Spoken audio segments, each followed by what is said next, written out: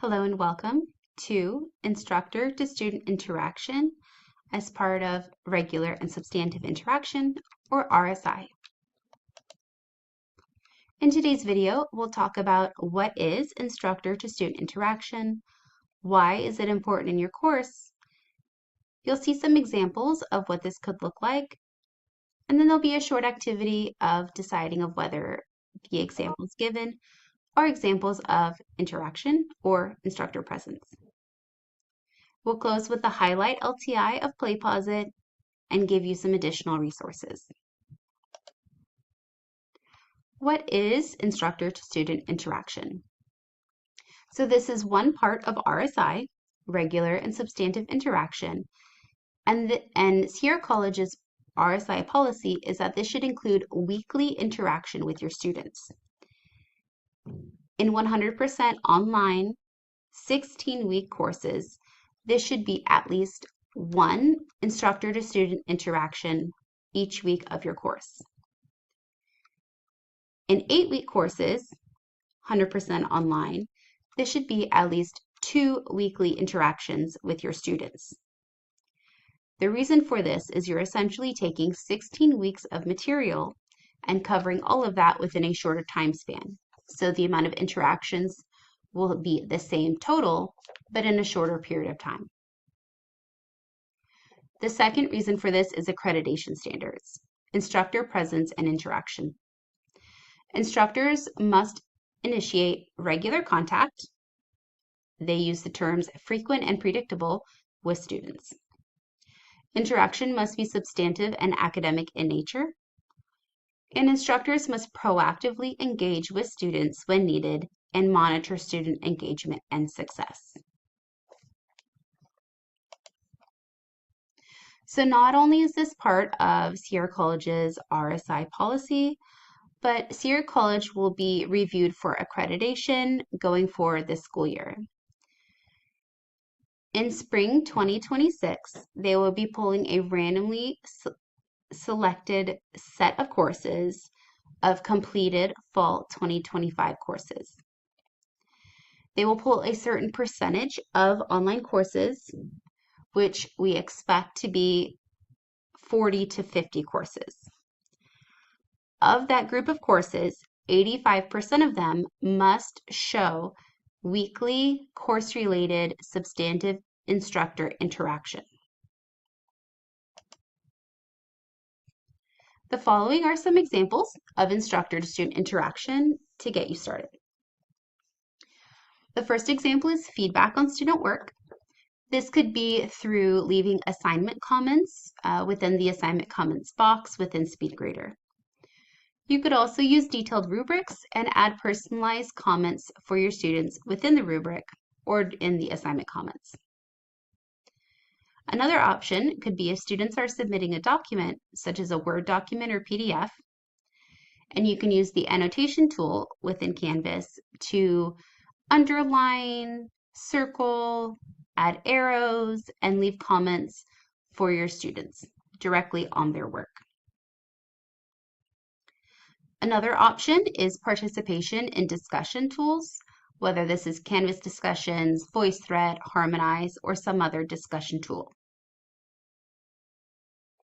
Participation in discussions could look like a facilitation of the discussion, ensuring that students are staying on track and staying on subject. This could be answering student questions, or it could also be adding additional questions in order to keep the students engaged in the discussion, in order to keep the discussion moving along.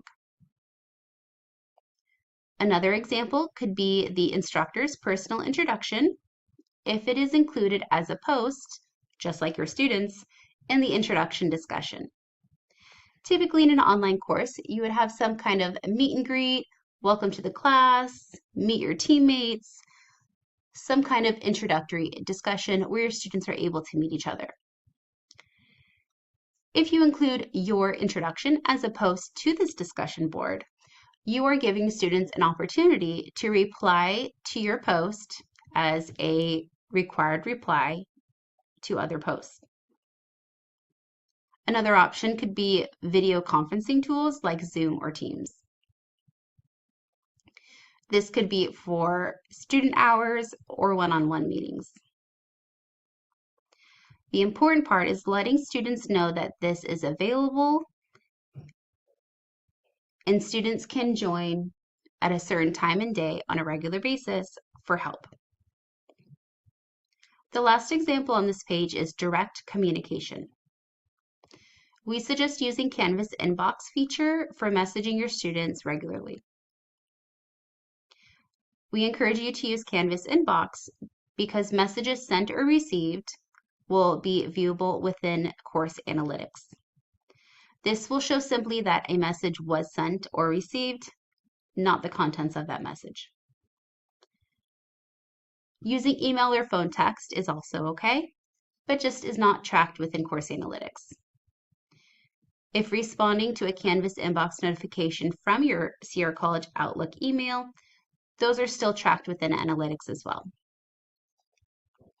The important thing in all of these examples is that you are opening up lines of communication, letting students know that you are available, and encouraging them to ask questions and reach out to you.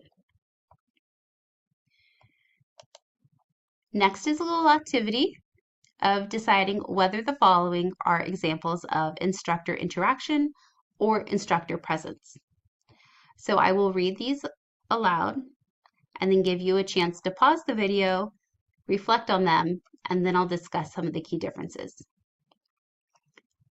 So letter A, posting a welcome video. B, sending out a welcome letter with your communication policy.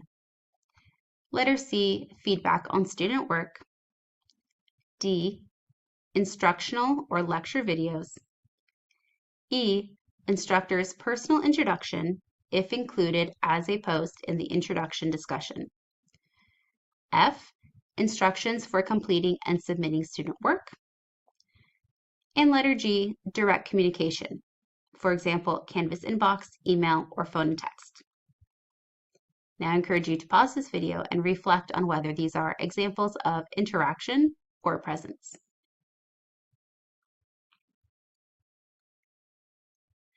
Now the key differences between interaction and presence is whether you are posting something for one way and students are digesting it, or if it gives the opportunity for a two-way, a back and forth communication or discussion.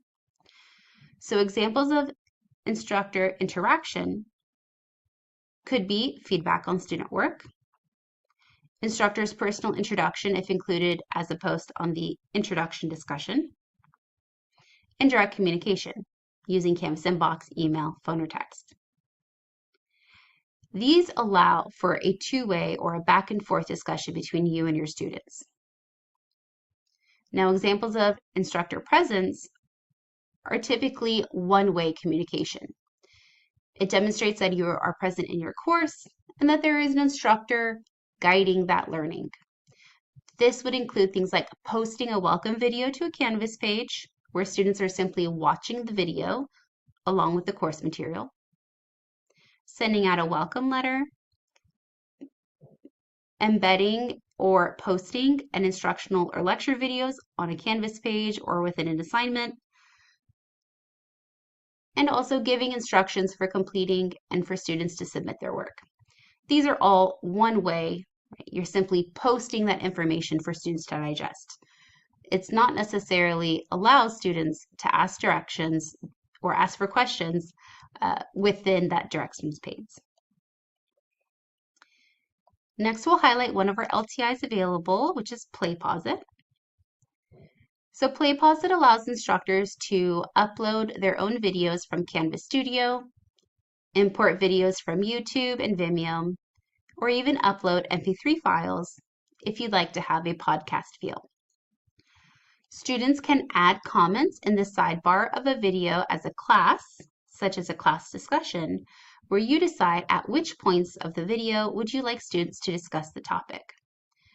You can also set it up as pop-up quiz questions within the video for students to complete individually.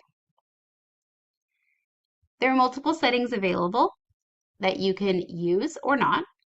You can require students to answer the questions before continuing the video. You can choose if students can rewind the video to listen again to the information, or if they're allowed to fast forward the video to skip to the next section. You can create your own questions, assign points to each of those questions, and also include automatic feedback for those questions as well. The following page includes 2 screenshots of an example of a PlayPosit assignment that was found within PlayPosit's library of available activities. The first one is a screenshot of a video that appears to be a whiteboard with writing on it. At the bottom of the image, there is a green bar that goes across that shows the time of the video. There are 6 different orange lines within that green bar that show when a question will pop up from that video. In the screenshot to the right, you can see how the video has now been pushed to the right and a question has popped out from the left sidebar. We can see the question above and then the multiple choice answers below for students to select. There's also a thumbs up at the bottom to show that students got that answer correct. There will be many PlayPosit trainings throughout the fall 2025 semester. Each of them are 1 hour in length. They are available on Friday, September 12th, Thursday, October 16th, and Wednesday, November 12th.